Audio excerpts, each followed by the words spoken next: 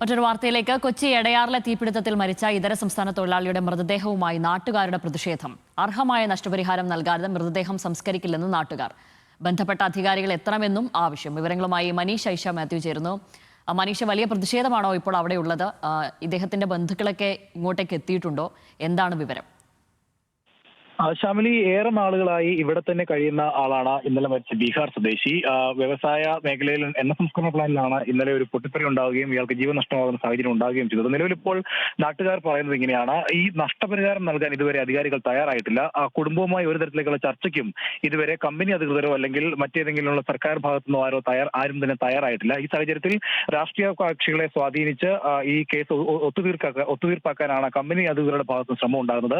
ഇത് അനുവദിക്കാൻ കഴിയില്ല എന്നുള്ളതാണ് നാട്ടുകാർ നിലവിൽ പറഞ്ഞത്. നിലവിൽ ഇപ്പോൾ മൃതദേഹം ഈ അതിഥി തൊഴിലാളി താമസിച്ചിരുന്ന അയാളുടെ വീട്ടിലാണ് ഇപ്പോൾ സൂക്ഷിച്ചിരിക്കുന്നത്.